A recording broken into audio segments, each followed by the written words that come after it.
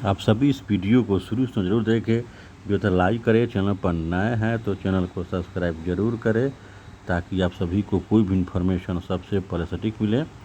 तो आज का लेटेस्ट अपडेट न्यूज़ सभी अभ्यर्थियों के लिए महत्वपूर्ण और ये लेटेस्ट अपडेट न्यूज़ क्या है, तो बिहार में एक बहुत बड़ी वैकेंसी जो आने वाली है उसको लेकर है और ये लेटेस्ट अपडेट न्यूज़ काफ़ी महत्वपूर्ण। तो बिहार में PSSC द्वारा एक महत्वपूर्ण वैकेंसी आने वाली है। इसमें 40 से 45 हज़ार के आसपास वैकेंसी रहने वाली है। सीटें काफ़ी अच्छी संख्या में रहने वाली है। इस वैकेंसी के बारे में हम विस्तार से चर्चा करेंगे। देखिए, जो बिहार की जो महत्वपूर्ण वैकेंसी है, इसका लंबे अरसे से बहुत सभी अभ्यर्थी इंतजार कर रहे हैं और जिस तरह से बिहार सरकार ने 12 लाख सरकारी नौकरी का जो वादा किया है उस पर खरी उतरती दिख रही है। और केवल बिहार में ही देखिए नौकरी की बहार है और किसी भी स्टेट में वैकेंसी नहीं के बराबर आ रही है।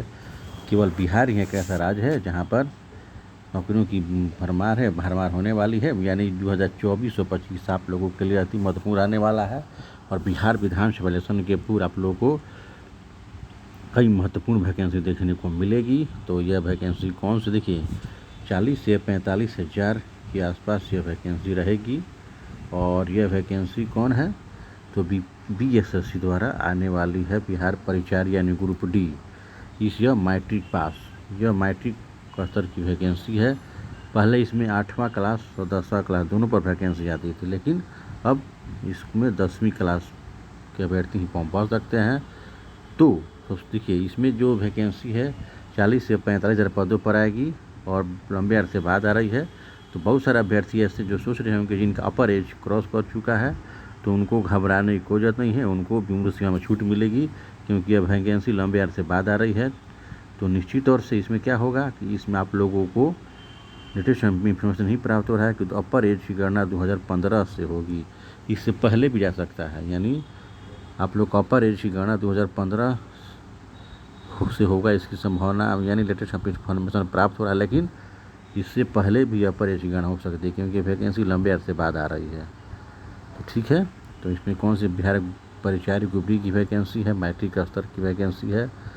तो निश्चित तौर से इसमें देखिए, और इसका हाल ही में आयोग ने सिलेबस भी जारी कर दिया है।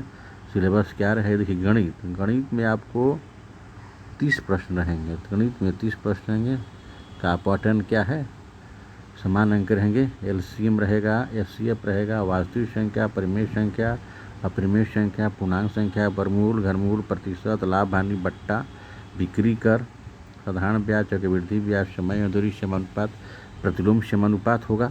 और एक सामान्य अध्ययन का इसमें 40 प्रश्न रहेंगे। सामान्य अध्ययन के 40 प्रश्न रहने वाले हैं।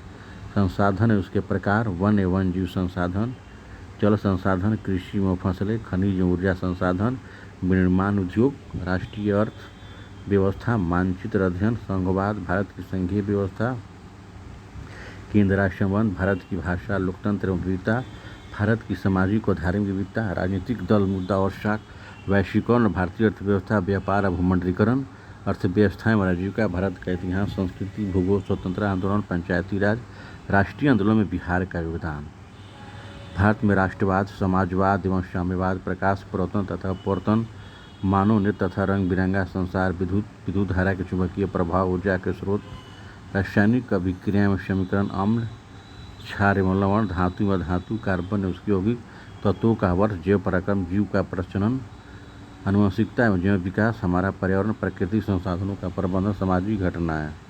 और इसमें 30 नंबर के हिंदी व्याकरण पूछे जाएंगे।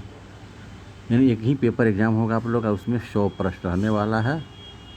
एक ही एग्जाम होगा और उसके आधार पर सिलेक्शन होगा।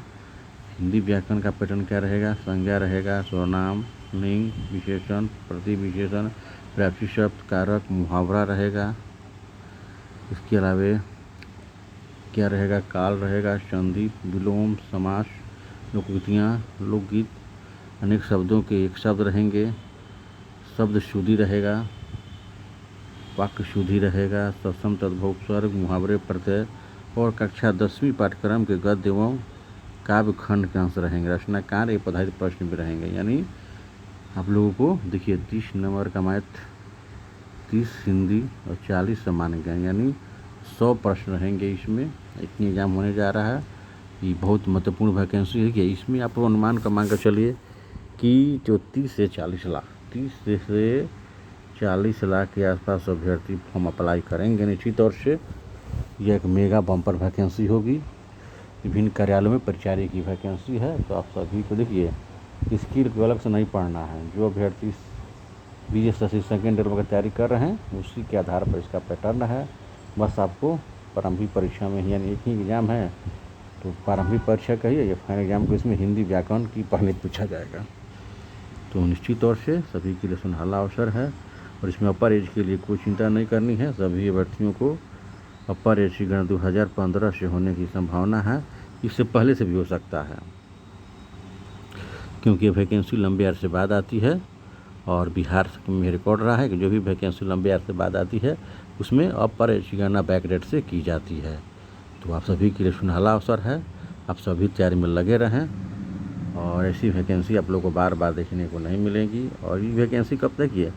इसकी वैकेंसी है दिसंबर टू जनवरी में आने की संभावना है और मई से जून तक इसका एग्ज़ाम भी हो जाएगा।